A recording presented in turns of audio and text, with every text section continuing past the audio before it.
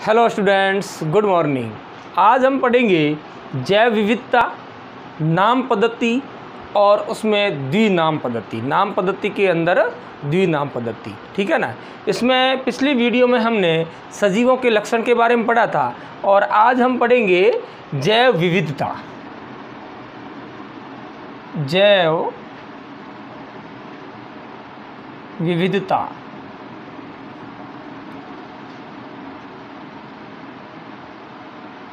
Biodiversity क्या होती है। देखिए, जीवों में पाई जाने वाली विभिन्नताओं को जैव विविधता कहते हैं।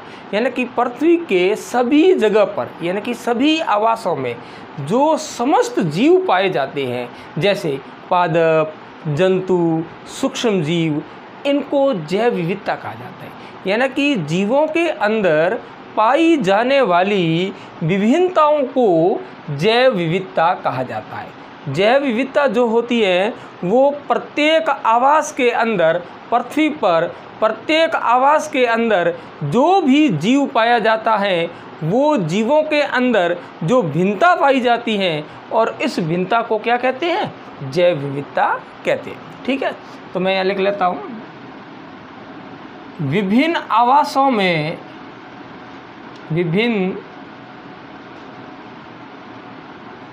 आवासों में पाए जाने वाले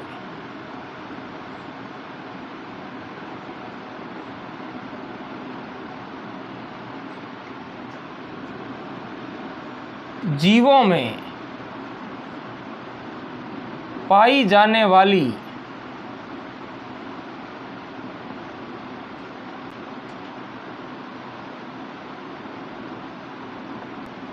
पाई जाने वाली विभिन्नताओं को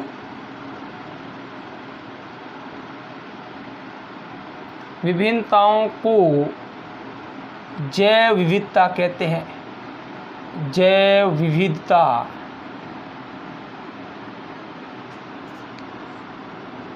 कहते हैं। यानी कि जीवों के अंदर पाई जाने वाली विभिन्नताओं को जैव विविधता कहते हैं। अब हम बात करें नाम पद्धति की। किसकी? नाम पद्धति, यानी कि नामकरण, नोमेनकल्चर।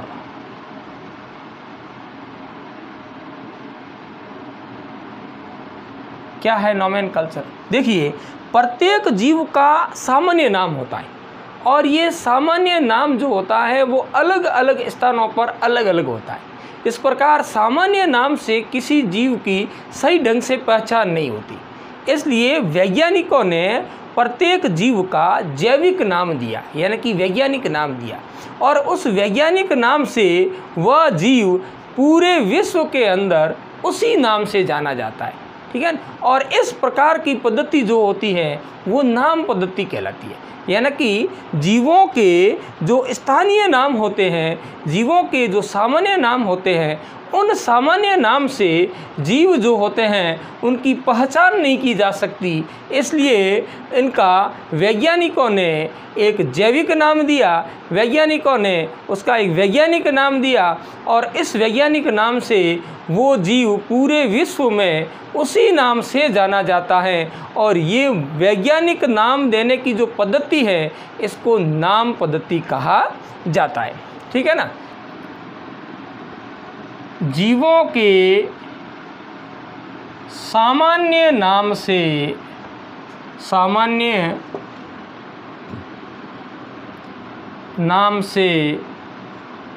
जीवों की सही ढंग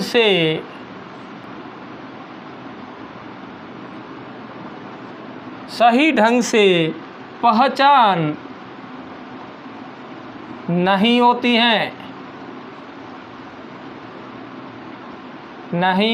हैं, क्योंकि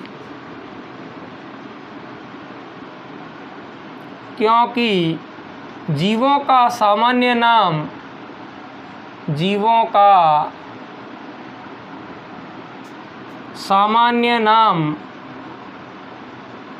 अलग अलग स्थानों पर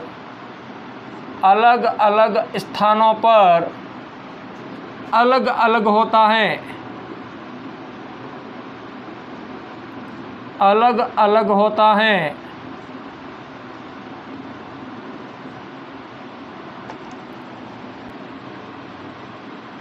वैज्ञानिकों ने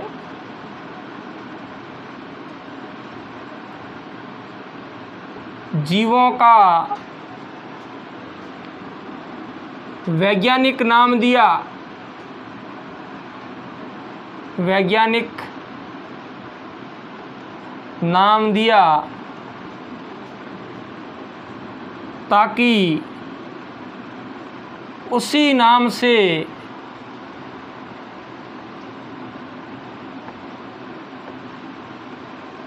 सारे विश्व में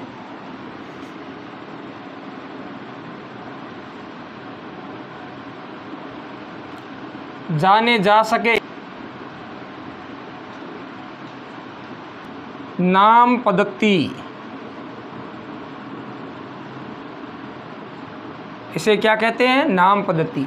यानी कि वैज्ञानिकों के द्वारा जो वैज्ञानिक नाम देने की जो प्रक्रिया है, इस प्रक्रिया को नाम पद्धति कहा जाता है। यानी कि प्रत्येक जीव का मानक नाम होता है और इस मानक नाम से वो सारे विश्व में जाना जाता है और इस पद्धति को नाम पद्धति कहते हैं। नाम पद्धति किसके द्वारा दी जाती है? वैज्ञानिकों के द्वारा दी जाती है। वैज्ञानिक प्रत्येक जीव का वैज्ञानिक नाम यानी कि मानक नाम देते हैं और इसी नाम से वो जीव सारे विश्व के अंदर जाना जाता है। तो ये क्या कहलाती है? ये प्रक्रिया जो होती है वो नाम पद्धति कहलाती है। यानी कि प्रत्येक जीव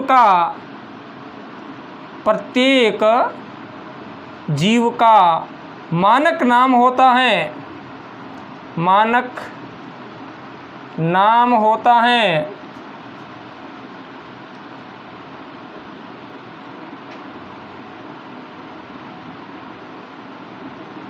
जिससे वह सारे विश्व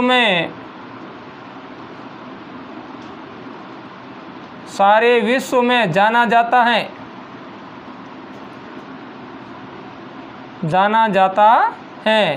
इसे क्या कहते हैं? इसे नाम पद्धति कहते हैं। यानी कि प्रत्येक जीव का क्या होता है? एक मानक नाम होता है और इस नाम से वो पूरे विश्व के अंदर जाना जाता है और ये पद्धति जो होती है वो नाम पद्धति कहलाती है। ये मानक नाम देने की पद्धति जो होती है वो नाम पद्धति कहलाती है। ठीक है ना? अब नाम पद्धति के नियमों का निर्धारण जो है वो अंतर्राष्ट्रीय संस्थाओं के द्वारा किया जाता है। विभिन्न प्रकार की अंतर्राष्ट्रीय संस्थाओं का निर्माण किया गया जो इन नाम पद्धति के नियमों का निर्धारण करती है। कौन कौन सी होती है? देखिए, नाम पद्धति के नियमों का निर्धारण अंतर्राष्ट्रीय संस्थाएं करती हैं। अंतर्राष्ट्रीय संस्थाएं करती हैं।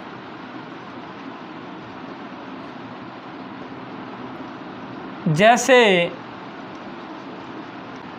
पादपों के नाम के लिए देखिए ICBN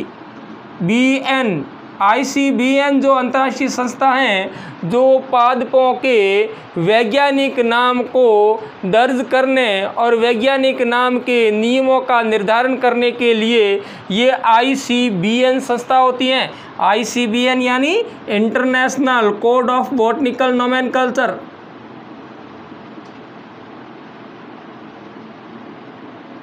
इंटरनेशनल कोड ऑफ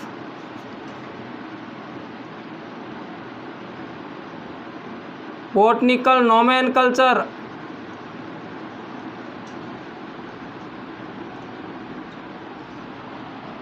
जिसके अंदर पादपों के वैज्ञानिक नाम दर्ज किए जाते हैं, वो कौन सी अंतर्राष्ट्रीय संस्था है? वो ICBN है। इसी प्रकार से जंतुओं के वैज्ञानिक नाम दर्ज करने के लिए जो अंतर्राष्ट्रीय संस्था है उसे ICZN कहा जाता है, इंटरनेशनल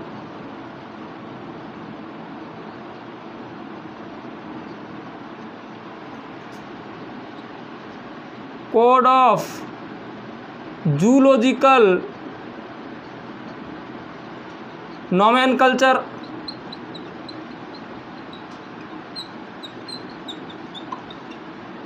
जूलॉजिकल नोमेनकल्चर यानी कि जिसके अंदर जंतुओं के वैज्ञानिक नाम दर्ज किए जाते हैं या जंतुओं के नाम पद्धति के नियमों का निर्धारण किया जाता है ICZN के अंदर, और पादपों के नाम पद्धति के नियमों का निर्धारण किया जाता है वो ICBN अंतर्राष्ट्रीय संस्था के अंदर किया जाता है। तो इस प्रकार से इन संस्थाओं का निर्माण किया गया है जिसमें नाम पद्धति के नियमों का निर्धारण किया जाता है। अब आप देखिए, नाम पद्धति के अंदर जो नाम पद्धति है उसे द्विपद नाम पद्धति कहते हैं। नाम पद्धति के अंदर जिस नाम पद्धति का उपयोग किया जाता है वो मुख्य रूप से द्विपद नाम पद्धति है। त्रिपद नाम पद्धति भी होती है, लेकिन द्विपद नाम पद्धति है वो मुख्य रूप से मानी जाती है। कौन सी नाम पद्धति? द्विपद नाम पद्धति। द्विपद नाम पद्धति, द्विपद नाम पद्धति कैरोलस लिनियस ने दी थी, यानी कि स्वीडन के वैज्ञानिक कैरोलस लिनियस ने सर्वप्रथम द्विपद नाम पद्धति दी, यानी कि जीवों के वैज्ञानिक नामकरण के लिए द्विपद नाम पद्धति स्वीडन के वैज्ञानिक कैरोलस लिनियस ने दी थी। इसलिए कैरोलस लिनियस को द्विपद नाम पद्धति का जनक कहा जाता है। द्विपद नाम पद्धति का जनक कहा जाता है। तो द्विपद नाम पद्धति किसने दी? Carolus Linnaeus.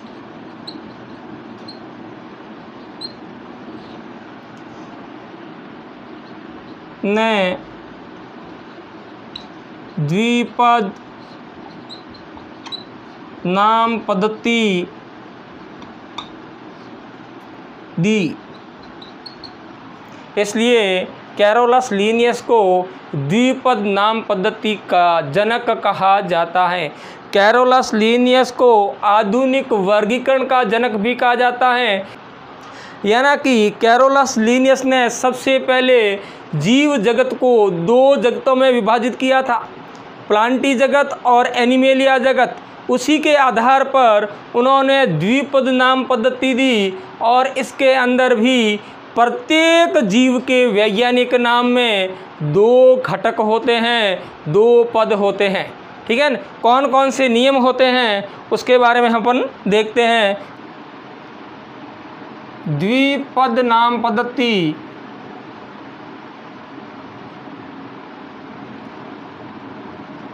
के प्रमुख नियम।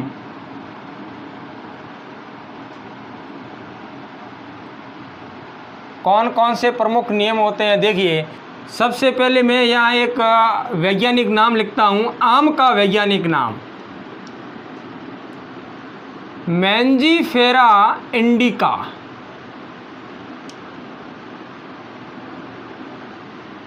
मैंजीफेरा इंडिका ये आम का वैज्ञानिक नाम है।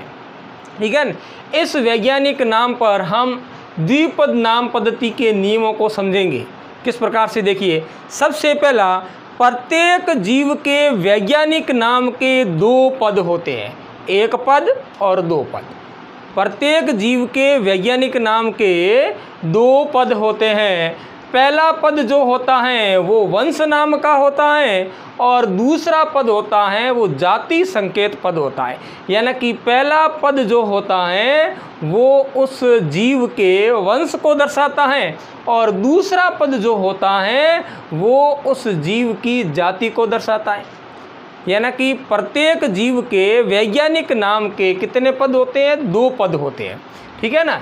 और पहला पद जो होता है वो वंश नाम है और दूसरा पद जो होता है वो जाति संकेत पद है। यानी कि आम का वंश जो होता है वो मॉन्जीफेरा है और आम की जो जाति है वो इंडिका है, ठीक है ना। तो पहला पद किसको दर्शाता है? वंश नाम को। दूसरा पद किसको दर्शाता है? जाति संकेत पद को दर्शाता है।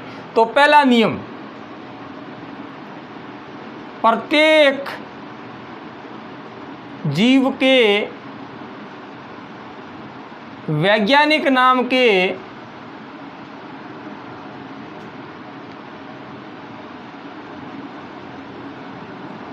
दो पद होते हैं। 2 पद होते हैं। प्रथम पद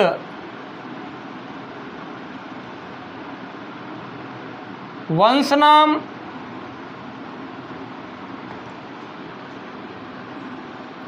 जबकि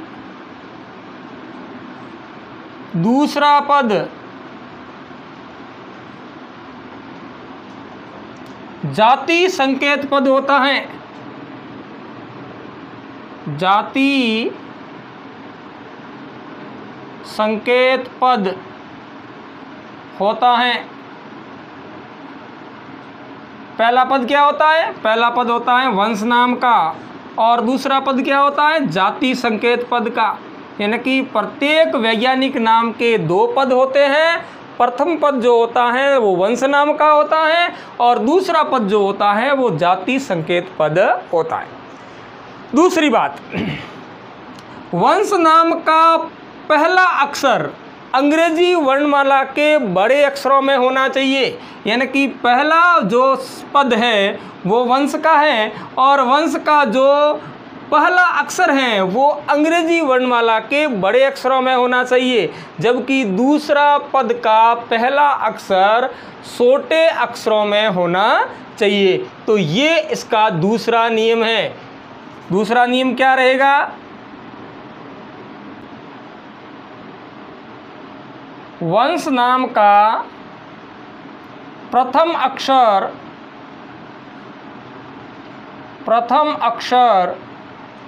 अंग्रेजी वर्णमाला के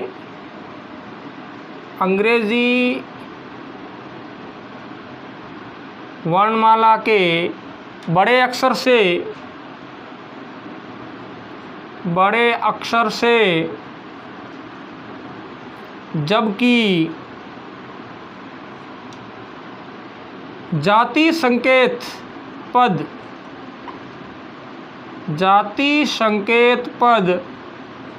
छोटे अक्षर से शुरू होता है। छोटे अक्षर से शुरू होता है।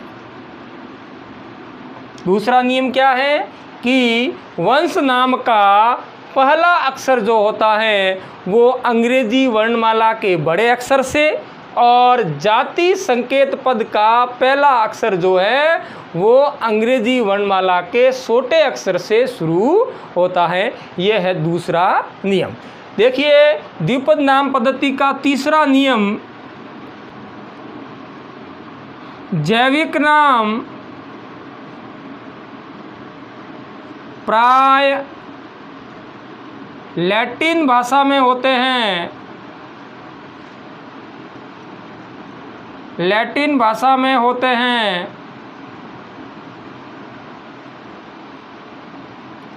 तथा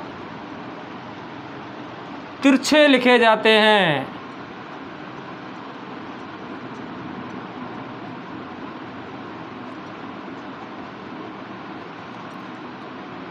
तीसरा नियम क्या है?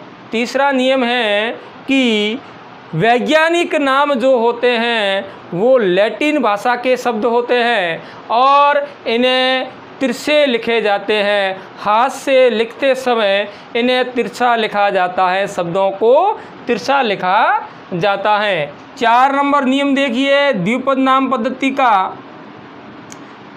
हाथ से लिखते समय प्रत्येक शब्द को अलग अलग रेखांकित किया जाता है। जब इन्हें हाथ से लिखा जाता है तो वैज्ञानिक नाम के प्रत्येक शब्द को अलग अलग रेखांकित किया जाता है और ये रेखांकन इसे लैटिन भाषा के उद्भव को दर्शाता है, यानी कि ये शब्द जो है वो लैटिन भाषा के हैं। ये रेखांकन करना जरूरी है। जब इन्हें हाथ से लिखा जाता है तब प्रत्येक शब्द को अलग अलग रेखांकित किया जाता है। ये रेखांकन लैटिन उद्भव को दर्शाते हैं और इन्हें तिरछा लिखा जाता है। इन्हें तिरछा लिखा जाता है। तो 4 नंबर नियम क्या रहेगा? जैविक नाम को जब हाथ से लिखते हैं, हाथ से लिखते हैं तब दोनों शब्दों को अलग अलग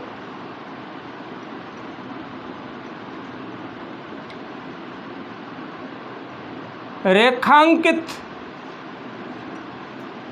किया जाता है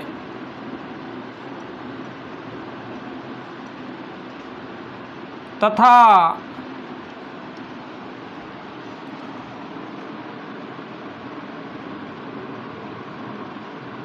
लिखाई में तिरछे लिखे जाते हैं, तिरछे लिखे जाते हैं। रेखांकन इसमें रेखांकन लैटिन उद्भव को दर्शाता है, लैटिन उद्भव को दर्शाता है। जब वैज्ञानिक नाम लिखा जाता है तो जिस वैज्ञानिक ने ये वैज्ञानिक नाम दिया है उस वैज्ञानिक का नाम जाति संकेत पद के अंत में संक्षेप में लिखा जाता है। जैसे ये नाम जो है वो कैरोलस लीनियस ने दिया था तो इसलिए इसके अंत में लीन लिखा जाता है। क्या लिखा जाता है? लीन लिखा जाता है। यानी कि जैविक नाम के अंत में लेखक का नाम संक्षेप में लिखा जाता है। ये लिख देता हूँ मैं। जैविक नाम के अंत में लेखक का नाम, लेखक यानी वैज्ञानिक, संक्षेप में लिखा जाता है, लिखा जाता है। जैसे